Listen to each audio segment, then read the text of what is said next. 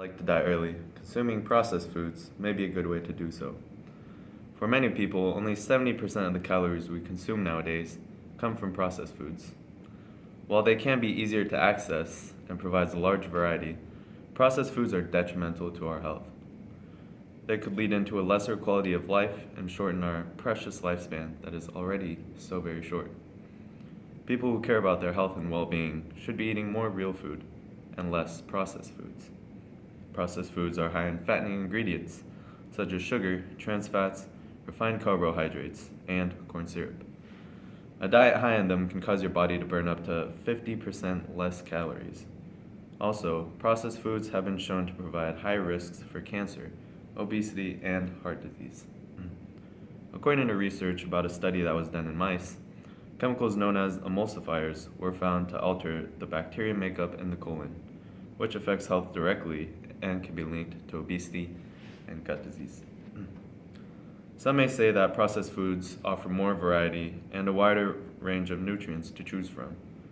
Some processed foods aren't as bad as the others and can become an important part of your diet. Processed foods can make consuming easier, but the quality of nutrients is not likely to be as abundant as it is in real foods. All the nutrients needed to lead a healthy life can be found in real foods.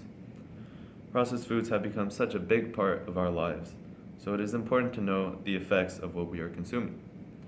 Real foods can potentially lead us to a healthier and longer lasting life, while processed may do the exact opposite for moments of pleasure. The choice is yours. When we hear that a food has been processed, we tend to immediately think of it as a negative thing that will only come to hurt than help. But in reality, some things about processed foods are not all bad. Processed food should be taken more into consideration than banned from society. Processed foods can also have a good side to them with benefits that not a lot of people think about. Instead, they only think of fresh and local to be the only beneficial product. For example, head of development of foods and nutrition at Purdue University, Connie Weaver, grew up on a farm where the activity was picking food and processing it in the kitchen. She points out that you can't eat all the food at once when you harvest it all at once. Her family preserved the harvest so that they could eat year-round. Some people do argue that a lot of the forms of processing will reduce the amount of vitamins and minerals that are important to our health. But the truth of it is, all we have to do is be more selective.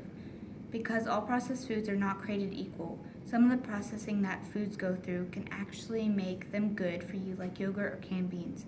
So maybe the truth of this negativity about processed foods is just all of us not looking enough at the details. We should start looking at the foods that go through processing that is actually beneficial and not shame all processed foods.